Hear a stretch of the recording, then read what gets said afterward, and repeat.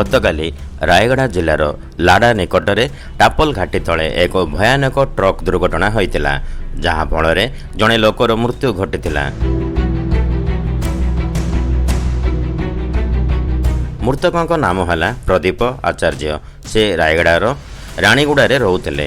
ଶ୍ରାବଣ ମାସର ବୋଲବମ୍ କାଉଡ଼ି ଶେଷ କରିବାକୁ କେରଡ଼ା ଗ୍ରାମର ଶିବ ମନ୍ଦିରକୁ ଯିବାବେଳେ ଟାପେଲ ଘାଟି ନିକଟରେ ଏକ 16 ଚକିଆ ବିଶିଷ୍ଟ ସିମେଣ୍ଟବାହୀ ଟ୍ରକ୍ ତାଙ୍କ ମୁହଁ ଆଡ଼କୁ ମାଡ଼ି ଆସିଲା ବେଳେ ପ୍ରଦୀପ ନିଜର ଭାରସାମ୍ୟ ହରାଇ ଟ୍ରକ୍ ତଳକୁ ଖସି ପଡ଼ିଥିଲେ, ଯାହାରି ଫଳରେ ଟ୍ରକ୍ ତାଙ୍କ ଉପରେ ସମ୍ପୂର୍ଣ୍ଣ ଭାବରେ ମାଡ଼ି ଯାଇଥିଲା ଏବଂ ଘଟଣାସ୍ଥଳରେ ହିଁ ତାଙ୍କ ମୃତ୍ୟୁ ହୋଇଯାଇଥିଲା।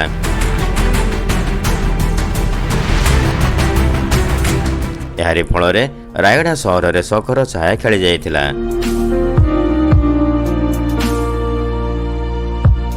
ରାୟଗଡ଼ା ଜିଲ୍ଲାରୁ ବାବୁଲା ରାଉଳଙ୍କ ରିପୋର୍ଟ, ନେଟୱାର୍କ ଓଡ଼ିଶା।